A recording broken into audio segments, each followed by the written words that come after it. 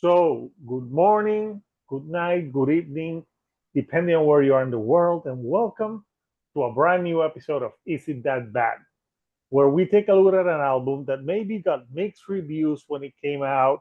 We listen to it again, we judge it, and we go through three rounds. So, the first round, we talk about our first impressions when we listen to the album. On the second round, we pick three tracks that maybe we think are the weakest, and we say why we picked them. And on the third and final round, we give our last impressions and we give it a thumbs up, thumbs sideways, or thumbs down. So those are the rules. So today, I'm going to talk about a band that I'm going to see in concert on October 14th. They're playing Puerto Rico for the second time. So I thought it's a good time to talk about them. And the band is Avenged Sevenfold. And the album that I picked was their 2013 album, which is called Hail to the King. And I picked this one. I know the last one had some mixed reviews, but you know what? I don't give a shit. I love that album. I love Life is But a Dream, but this album that came out in 2014 got mixed reviews because on this album they do a lot of like similar sounds to other bands which we'll get into, and this is the album cover, which is pretty, it's okay, it's a pretty basic album cover. So for this episode, I'm joined by we got Lorenzo the Professor. Lorenzo, how are you? How's it going, guys? Everything's good. Yeah, ready to talk about Avenged Sevenfold. Yeah, and we have all the way from Baltimore, Rocco. Uh, Old Bay, Ravens, Blue Yeah, Crabs, yeah, Baltimore stuff. the YouTuber formerly known as Rocco for Ages. Yes, Maybe you should change your name to a sign, maybe. maybe, or something. And finally, we got Brady, who's in Chicago. He's a musician. He also has his channel. And for the first time, I got his name right. I think you've gotten the name right so far. I think Yes, I'm always like Bradley. And yeah, you're, you're not entirely wrong when you say Bradley, but that's a different story. I'm happy to be here today.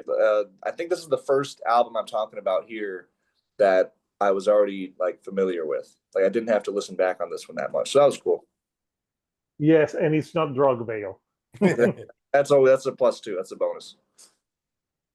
So yeah, so we're gonna start. We're gonna do Lorenzo, Rocco, Brady, and then me. So Lorenzo, what was your first impressions of Hail to the King? Well, Avenged Sevenfold is one of those bands where I've have obviously heard of them. I've heard a couple of their albums, including this one. I guess I didn't remember it that well, maybe because I tried to forget it a little bit because I didn't think it was that impressive at first. The first time I listened to it, I guess the first time I heard Avenged Sevenfold was with their album Nightmare. Um, and I hadn't heard I heard of them before, but I never heard their music. So I was impressed by what I heard of Nightmare, and I was like, yeah, I'll listen to whatever something else that they come up with. And then this album came out. I think this was came after Nightmare, if I'm not After mistaken. Nightmare, yeah. Yeah. So yeah, I was like, okay. So but this one was kind of weird when I first heard it. I was like, this is kind of strange. It doesn't seem to have the same energy as Nightmare did. And I'll probably talk about this a little bit more. Okay, so good first impressions. What about you, Rocco? I've heard this album before. I don't remember when, but I know I've heard it. Uh, I've heard Nightmare and their most recent album and this. So that is the extent of my familiarity with Avenged Sevenfold. I've also heard, Backcountry and Almost Easy. Um, Dude, City of Evil is awesome. oh yeah, sure, totally. Um, they're a good band and they're popular, but they're in that category of popular bands where it's easy to make fun of them. Even people who are fans will be all too happy to to poke fun at them, which I think is a good thing to have in a fandom. Uh, Now, by 2013, I should step back a bit. I'm familiar with them as a band that gets played on the radio, and by 2013, they'd gotten a lot of big radio hits. Um, what I think happened with Hail to the King was the band, perhaps at the direction of their label, intentionally tried to write hits. Ahead of the album's release, M. Shadows said that the album would have a more bluesy, classic rock sound. Either he lied or their plans for the album changed because I don't hear that. I hear a copy of, and we're probably going to bring this up a lot. I hear a copy of Metallica's self-titled. Pretty blatant copy at that. And I would be shocked if they didn't expect anyone to catch that. But in their defense, they did get hits out of the album. The title track and Shepherd of Fire were their biggest hits ever. Uh, I don't think Hail to the King has the same percentage of memorable songs that Metallica's self-titled has, but I still enjoy this album well enough. Nice. Good first impressions. And I have a list of bands that they copied that I'll talk to soon. Nice. So, what about you, Brady? All right. So as I mentioned, I have been familiar with this album for years. I believe since it dropped, and I'm also pretty familiar with the band's catalog as a whole. And I would argue that this is their most straightforward album. That's not really for a lack of quality necessarily. I'll obviously get into my opinions with the next couple rounds, but listening to it then, even back then when it came out 12 years ago, like when I was not really that much into metal and I was just kind of scratching the tip of metal as far as like mainstream metal bands like Avenged Sevenfold, even I recognized this album as an overall kind of simplification of their sound and an album that definitely kind of aimed more towards not just a mainstream audience compared to their prior albums, but aimed more towards that kind of maybe classic rock. I think classic metal is more of a fitting direction for this band, or for this album, I should say, not band. And listening back on it now, because it has been a little bit of time since I listened to this full album, it felt a little bit weird listening to this album now, considering the two albums that have came out since then, which are The Stage and Life is But a Dream, which are obviously like, if Hail to the King is their most straightforward, simplistic album, those two albums are on the complete other end of their discography. Very experimental. They went the whole complete different direction. Yeah, like you listen to this and The Stage back to back, it's complete two opposite ends of their spectrum as far as simplicity and nuance and progressiveness. So like it's weird listening to this now because I feel like, and listening back to even Avenged Sevenfold's entire catalog, listening to their two most recent albums, which I would say for my taste are maybe their two best. The band almost feels like they're this prog band, like caged within like this mainstream metal type band. And that's kind of the vibe I get mostly with this album. Just that they went for a specific sound, but the sound they went for on this album was kind of like just cage. And the music as a result kind of feels a little bit restricted. Obviously, I'll get into specifics.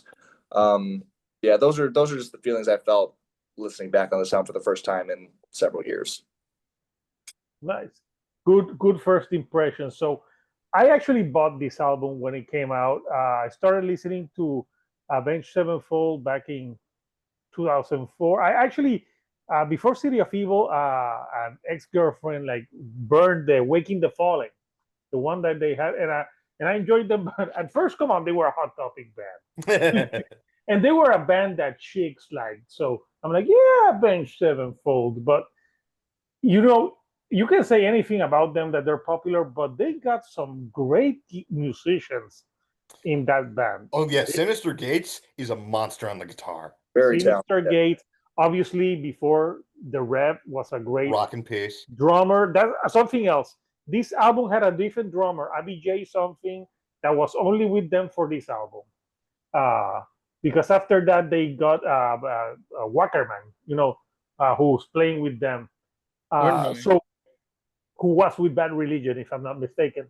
So this album, yeah, I did listen to when it came out, but I hadn't listened to it in years. I just remember three songs: "Hail to the King," because that's the song that plays every time I enter a room. Like, I was not expecting that one. I had that planned all day. Obviously, I remember "Shepherd of Fire" and "This Means War," but besides those three songs, I hadn't gone back to this album, so I didn't remember it. But I remember when it came out, I enjoyed it, but it came out in 2013. 2013 had some amazing albums. Like it had Alter Bridge Fortress. Oh It yeah. had a great album by Omnium Gatherum that I was obsessed with. It had that Bring Me the Horizon album that blew them up. So 2013 had a lot of like heavy hitters that to me did a better job than Avenged Sevenfold. So going back to this album now, like yes, I enjoy it for what it is, even though it's I wouldn't expect that after this album they went the complete 180 because the station Life Is But a Dream are like very like very similar, but I have some thoughts on the later tracks of this album. So I enjoyed it back then. It wasn't my favorite album of the year for 2013, but I remember listening to it and owning it. So Hector, when you said what was it? "Hail to the King" is your entrance music. I just for whatever reason instantly pictured like a WWE show, like a pro wrestling show, with like pyro and stuff with that song playing. like, hey, to the dude, Yeah. I love it. I love it. leave the couch. Yeah. So when if I hope they played that song on the October 14th, and I'll just like walk to the stage. I'll be like, fuck I off don't them I don't think shadows. security would like it if you did that. If They're like, don't you know who I am? I reviewed your record. They'll be like, Hector, if you were the king, you wouldn't have a throne. You'd just have a couch.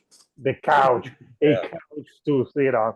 So yeah, so those were my first impressions. So let's go to round two where we pick three songs that maybe are the weakest. So Lorenzo, which songs did you pick?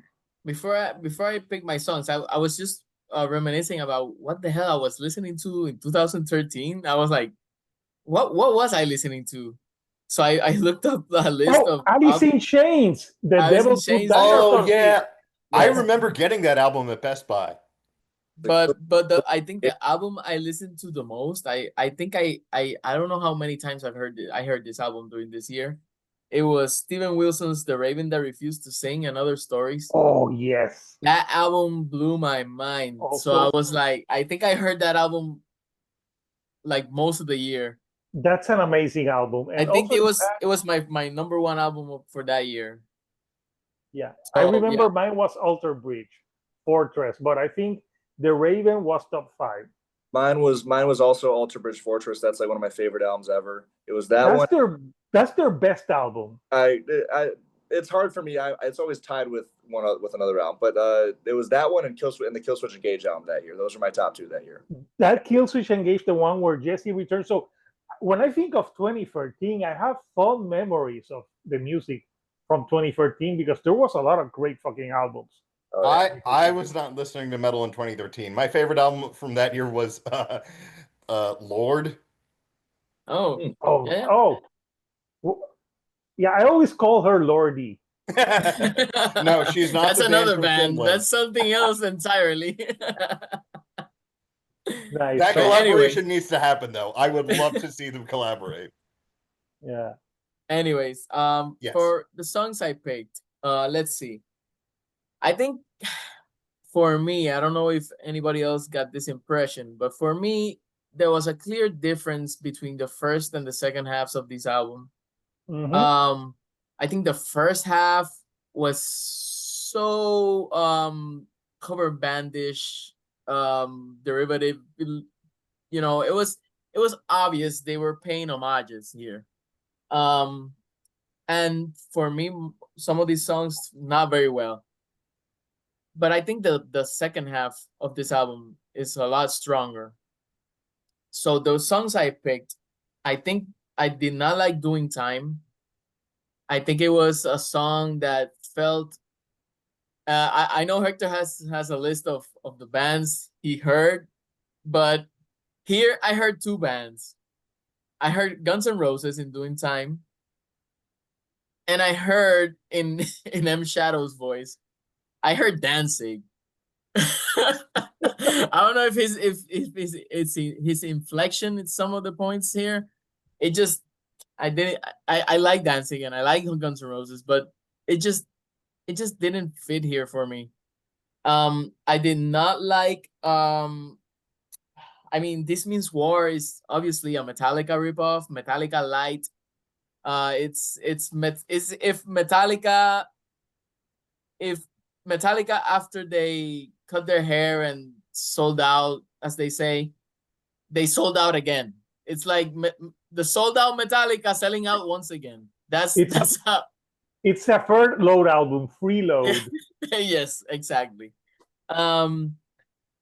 It's just I think there was something about it that wanted to be Metallica, but it never had the aggression of Metallica. It never, because even though most of the load and reload songs are slower, more melodic, Hetfield always had the grit in the voice. He was always very aggressive in his singing. So I don't know. It just it wasn't my kind of thing. Although if it was a little bit harder, maybe I could have liked it more. I did not love it because of that. And then I don't know about you guys, but I did not like Crimson Day. I think this probably was the worst song of the album for me. I think M Shadows in this song does not have the range required to sing it how he was singing it. He was singing it in a clean voice that did not work at all for me. I think he has a great rock voice. He has a good metal voice. But here he was doing those cleans and it was just they fell flat for me. I think it was also because the music felt flat. And without a little bit of more grit or aggression or anything like that, it just felt like a weak ballad. So those are the three songs I did not really like the most. I think there's some really good songs here. There's some songs that I think are really good, but these three I think are very weak. And compared with an album like Nightmare, which I really liked, I think they had Mike Portnoy on drums on that one. Yeah. So this felt really weak in terms of the instrument, how this instrument sounded. It was all kind of weak. Nice, good picks. We'll find out soon if I pick the same songs. So, what about you, Rocco? I just want to add some other albums that came out in 2013. Hector, we talked about this band, Churches. They put out their first album that year. But I didn't listen to them in 2013. Oh, well, Pearl Jam put out their album that year. Which one? Lightning Bolt. Yeah, I didn't like that one. I did see them on that tour. Yeah. And then Paramore. Yeah, that was one of my disappointments of 2014. Right. Paramore also put out a great album that year. Anyway, my bottom three. Third place is Requiem, which is not an awful song, but I am told that they used a real string section, but for some reason it sounds fake, and I found that kind of distracting. And then my second place, the one that Lorenzo mentioned, Crimson Day, all I have written down is that it's a Nothing Else Matters knockoff. I don't know if you had that in your notes. Yeah, I did not write it like that, but it felt like that. Yeah. And then worst song in the album, I think, This Means War, a sad but true knockoff, which I assume influenced the decision to make it a single. Sad but true. Very much so. Yeah. Good pick. So what about you, Brady? All right. So for my three, my first one, I also had Doing Time. This one actually gave me, like Lorenzo mentioned, some classic rock stuff. I actually got like 2000s like butt rock vibes from it a little bit. Like to me, this is kind of an obscure band, but they reminded me of the band Rev Theory. Do you guys know Rev Theory? I've heard the name. Yeah. They're the I've heard them. I associate them with crap. they're the band that did Randy Orton's theme for WWE. And then they also did that song "Hell Yeah" for that show Blue Mountain State, the theme song for that. If you guys know that show, but they're like kind of that sleazy butt rock type of band. They reminded me of that, and the singer's voice is similar to M Shadows a little bit. So I got I don't know Rev Theory vibes, which is really random. But overall, I just didn't like the vibe of it. It just it went for this more classic or rock type sound. It just didn't really hit the mark for me. I also had Crimson Day. Dude, the Rev Theory. Though, yeah, no pun intended in that, actually, but it's true. I also had Crimson Day. That was my second track, just because I thought it was really sluggish. It also reminded me of Nothing Else Matters. And there's just I don't know that this song just didn't have much energy to it. It just was. It's really just meandering, like I said, lethargic, sluggish song the whole time. It's really hard to kind of stay focused on it. And the melodies they don't really pull on your emotions. That might have helped the song, given its slower tempo and sluggish feel, but I don't know, nothing was really able to save that. And then I had trouble coming up with a third one, but I gave it to Planets actually, because I just thought the ideas in there at that point in the record being later, I thought it made the song feel like a little bit of filler. But I actually love that track. it's not a bad song. I don't think it's a I bad think I felt it was the best one in this Yeah. album. I don't know. Yeah, I did like that one. To me, I don't know. It was a little listening to the album sequentially. I felt like the ideas in that song, at least for the most part, maybe not all of them, but some of them had kind of been used already. So it kind of just jumped out to me as filler at its worst. But not a bad track. The first two I mentioned, Doing Time and Crimson Day, are not songs that I would return to, but Planets I would probably still at least listen to in the full album context instead of skipping over. But I had to pick three, so those are my three. Nice. Planets aligned. I don't know. I thought that was one of the best tracks on the record. But see, this is why we have them. Yeah. But that comes to my tracks. So I have the same three tracks as Lorenzo. Go figure. And we didn't talk. We didn't like. So I put Doing Time first. I thought, oh, maybe it's a Sublime cover, like Doing Time in. Well, that's right. But no, I put that this song sounds like a ripoff of like a Guns N' Roses song from Appetite for Destruction. Like it's so easy when everybody's trying to please me, baby. But I'm sorry, Guns N' Roses did it better. So this feels like a cover song. Another cover song that I picked. I picked two songs. These are two songs that I actually like, but they sound like other bands. Heretic. That sounds like Megadeth. The initial riff sounds like a Megadeth song, and Coming Home, that's pure Iron Maiden. Like the tung tung tung, it's like classic Iron Maiden. But I actually, even though that they sounded like that, I enjoyed them because I thought they paid homage to Megadeth and Iron Maiden well. But to Metallica with This Means War, I don't know. It's like a Sad But True is a great song, and they tried to do like a Sad But True, but they fumbled it. I don't know. This Means War is not. It doesn't sound as catchy as Sad But True. I'm sorry, it doesn't sound. And the third one I pick is Crimson Day. First of all, what the fuck is a Crimson Day? Is it some kind of like reference to that time of the month? I was thinking that too. I was going to make a joke about that too. Yeah. Like what the fuck is a Crimson Day? So because that one I put Nothing Else Matters, but you know what? Because Nothing Else Matters get a lot of shit. I think that's a great ballad. I'm sorry, Metallica haters. It's a great ballad. James wrote some great lyrics, but Crimson Day, they tried to be deep and like get me emotional, but it didn't do shit for me, that track. So those are my three tracks. So Now let's go to the third and final round where we give our last impressions and we vote thumbs up, thumbs sideways, or thumbs down. Or I don't know because Rockefeller just or like he could like thumb sideways tilted Oh no, up. no, I'm not doing that this time. You're not doing so.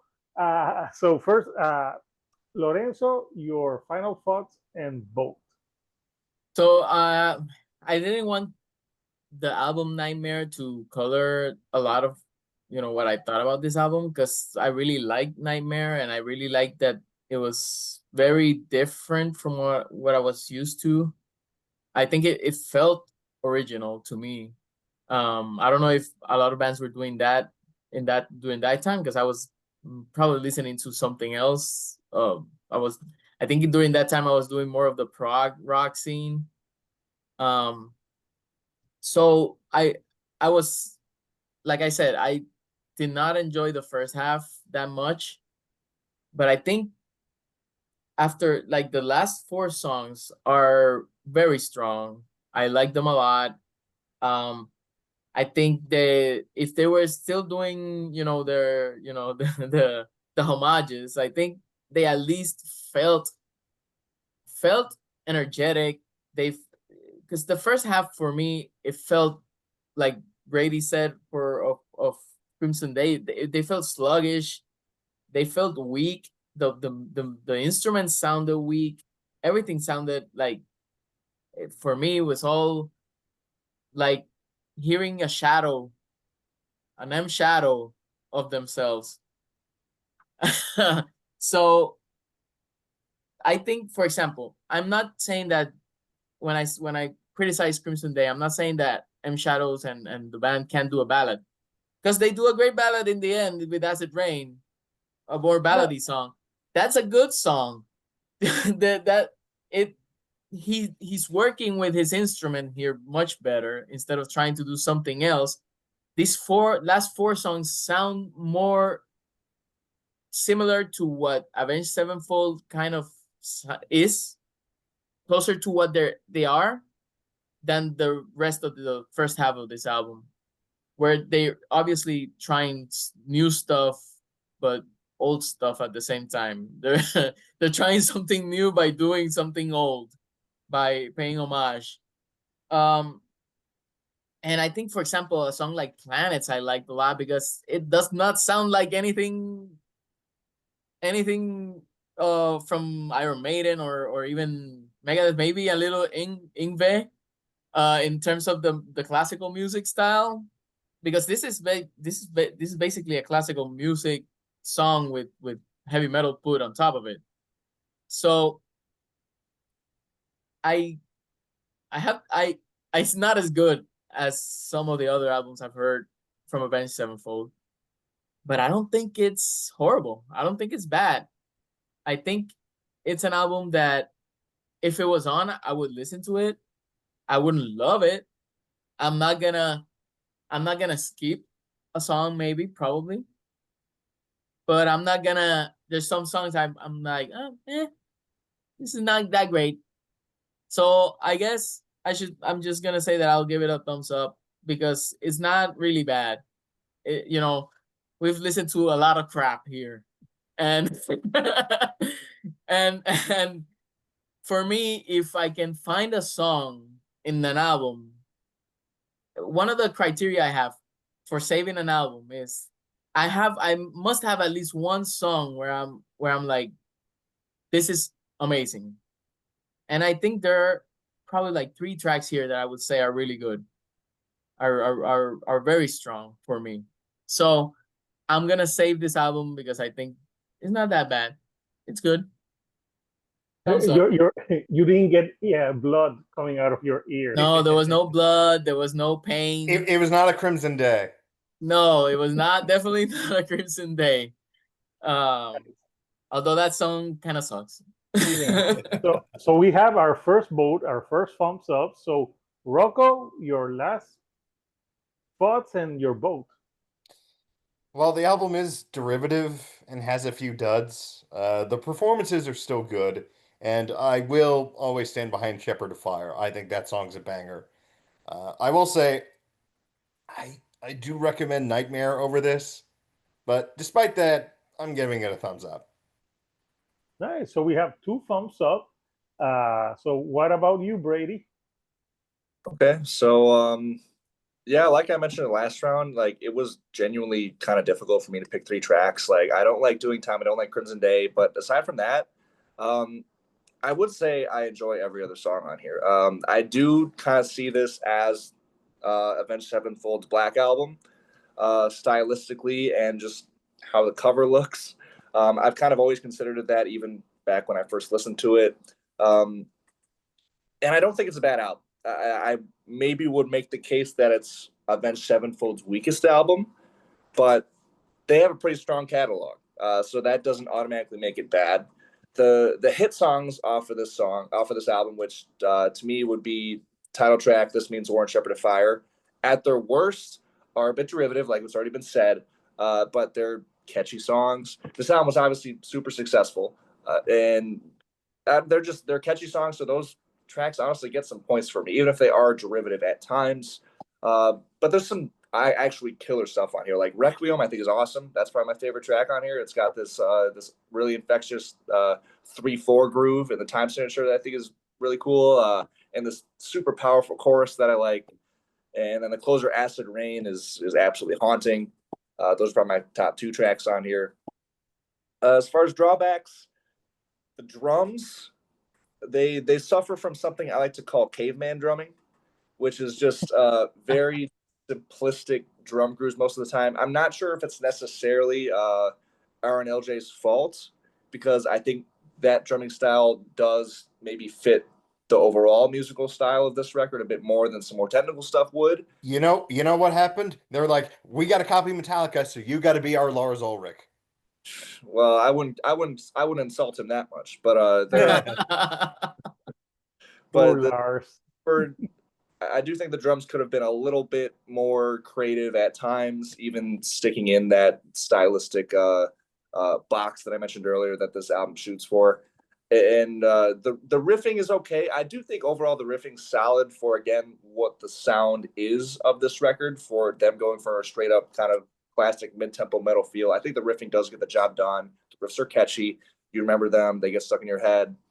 Production-wise, I don't think it's their strongest. The click drums in particular, I can't stand. I hate them. They sound like they're really clicky, and they just like they punch through the mix in a negative way. So that was kind of a drawback for me.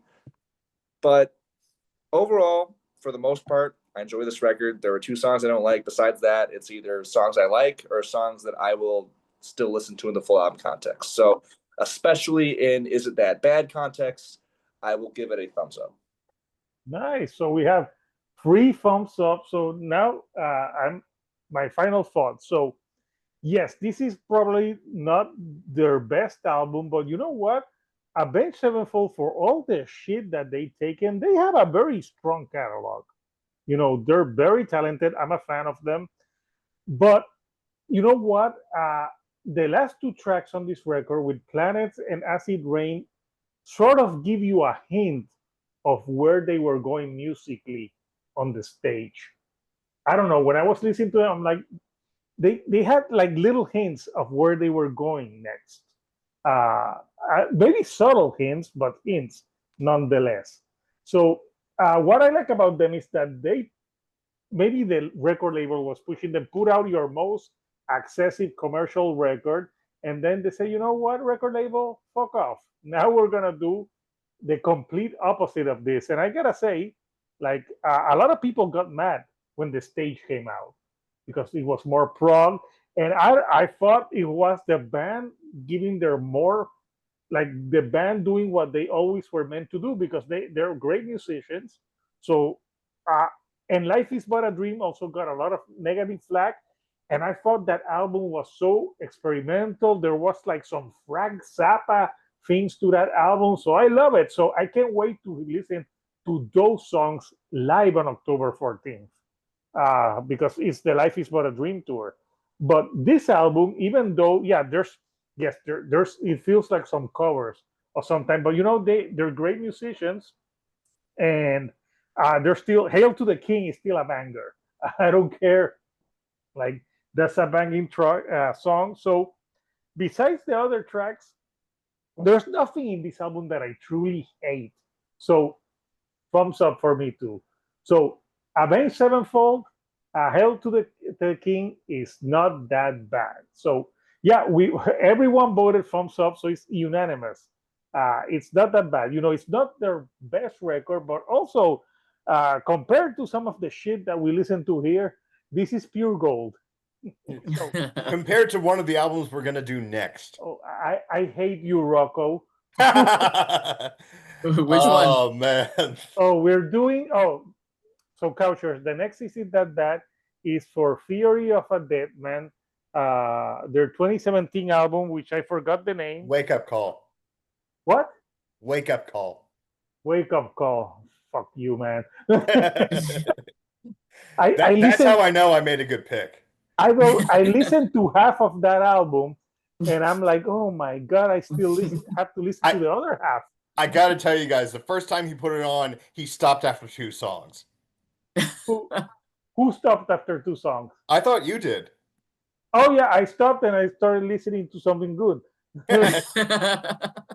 I'm like, I need to clean. So yeah. Spoiler alert for. So that's we're gonna do that episode, and he's gonna be like how I was in Van Halen 3. Yeah. So that episode is gonna be we're doing this harm to Tom the Green Man, and he's going to be as polite as ever to it, but. Well, he's British. And JC is going to be on that episode as well. And after that, we're doing a Coheed and Cambria for their 2013 album, the color, the one that's not a concept album. What was it? 2015? I think it's 20. I don't remember if it's 2014, 2015. I gotta check. The Colors Behind the Sun, I think is the name of that album. And after that, I don't know what we're doing, but in November, we'll have our season finale. It's a surprise, but it's going to be a very different episode. So I want to thank my panel. So first of all, Lorenzo the Professor. So Lorenzo, is your YouTube channel coming alive? Soon, very soon. Yay! Soon. It's going to be called Lorenzo Knows All. No. So Lorenzo, thank you for doing this one. I'm guessing you were like, yeah, this was an easy one. This wasn't like. I mean, this was a treat. Yeah. Well, you also, when we did the Amorphis one, that was also an episode that was like, yeah. So Lorenzo, soon maybe a channel. So when he does that, obviously I'll do something on that channel. Yes. So Lorenzo, thank you for joining. And Rocco, he already has more than 100 episodes on his channel and lots of stuff. So, and Rocco, this is your 40th. Is It That Bad?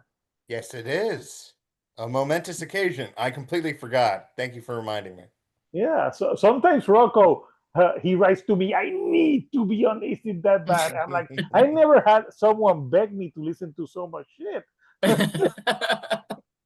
What do you call that when you like pain? What is that? What's the pain? A masochist? Masochist, yeah.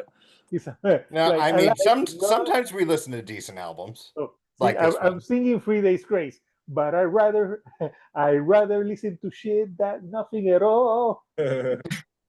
So, and obviously Brady is newer to the channel. I discovered his channel, and I like bringing channels that I like. I'm like, oh, I like his stuff, so I'm like, I need to bring him into what is the shielder. It's almost like I have my league of shielders, the Justice League of YouTubers. So Brady, I know you, Matt, and Brady he listened to every Daughtry album. Yeah, that was a little rough, not gonna lie. It was rough, but it was easy because, like, for one, the music is so simple, so like there's nothing I had to listen to more than once, and like I was already familiar with a lot of it because I grew up on them. Wait, but did you do this willingly? Like, was this like? Did you lose a bet? I did a discography ranking for them because I do. Oh no. When there's a new album dropping for a band that I'm familiar with, I'll do a discography ranking like a few days before to kind of prep the review. So I did that for Daughtry, and then I did it for Between the Buried and Me. So I said in one of the videos, it was like it's like going from like preschool math to like calculus, whatever college shit. Brady, I wore this shirt for a reason. White pony, man. I'm still mad at you for not rating it higher. So I'm like, ooh, let me put my white pony shirt. You'll catch me in a Koino Yokon shirt next time. Yeah, and obviously he did that Daughtry, but then he did a ranking of Between the Buried and Me. He went a complete 180. He went from simple music to super hard. Like, yeah. It was so much work. I've never worked that hard on a video. I started preparing for that probably 2 months prior. Like right when they announced the new album, that's when I started re-listening to their back catalog. Yes, for Between the Buried and Me, it's not easy to talk about it. When I did my review for the new album, my notes were 4 pages. Yeah, I'm working on that now. I'm gonna hopefully have that review. I did like a script. Like, writing a paper. But yeah, that album is a great album. Actually, order it on vinyl today. That Between the Buried and Me. Nice. Even though I think the album cover sucks, the album is awesome. So I gave it the running test yesterday because I like to go running like in my neighborhood, and I love running to BT band because I get they're a good band where I can focus on the music, so like it kind of distracts me from the cardiovascular pain I'm in from running multiple miles at a time in heat. So like I could focus on the music, and that album it got me through my run like so well. Like it's gonna be my running album for the rest of the year. So that's something that's on its side right away. Yeah. I've sometimes run to Deftones, but then I'm running and moaning at the same time. Oh no! People look at, no, I'm kidding. But man, who's that guy running with a boner over there? That's kind of weird. So we want to know from you, Couchers, what do you think of Avenged Sevenfold, Hail to the King? What would you say would be the weakest tracks, and would you vote a thumbs up, thumbs sideways, or thumbs down? So let us know, and subscribe to everyone's channel. And as all, thank you for watching. And until next time, this is Hector, the Shield Dude on a couch, and I'll see you all right here on the couch. Thank you, and goodbye.